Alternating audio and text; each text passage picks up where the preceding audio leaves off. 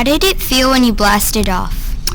I was very happy because, when I felt that rocket start to vibrate, I knew, yes, I was going to achieve my dream and go into space.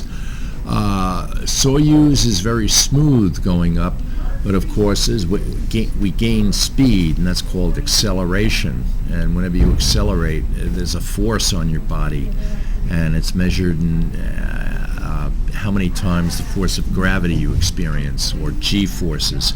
And we experienced on a launch over 3.5 times gravity, or 3.5 Gs. And how long did you spend in space? I spent a total of 10 days in orbit. After we blasted off from Kazakhstan, it only took us about 9 minutes to get into orbit. But the space station is roughly 220 miles above the Earth, but you can't just crash into it. We had to make 34 orbits before we could dock at the station. So we orbited the Earth for about 2 days in our Soyuz vehicle, and then we docked on the station, and then I spent 8 days on space station. Coming down was quicker. That only took a little over 3 hours. What is your best memory about your trip? Oh, just being there. Every morning I would wake up and say, wow, this is, I'm the luckiest person on Earth to be here. So just floating weightless and knowing that I was orbiting the Earth. I mean, every 90 minutes we would go all the way around the Earth. And we were traveling 5 miles every second. And we were going faster than a bullet shot out of a gun. So that was the best part, just being there. How long did you have to prepare? I had to prepare for 6 months. I trained in Russia, and it was a very intense training program. I trained with some NASA astronauts and some Russian cosmonauts. A cosmonaut is the Russian word for astronaut. And they have a training grounds outside of Moscow, the capital of Russia.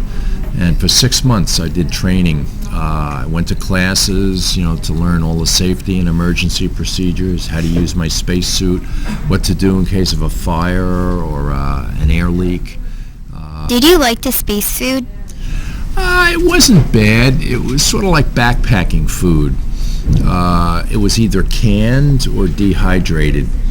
And the canned food, like beef stew, applesauce, things like that, we would heat up in an electric food warmer, and we got the electricity from solar cells outside the space station. And we also had dehydrated foods. That's food that's dried out and you add water to, like some kinds of soup in an envelope. And my favorite were NASA shrimp cocktails. What was it like sleeping in space? Sleeping was wonderful.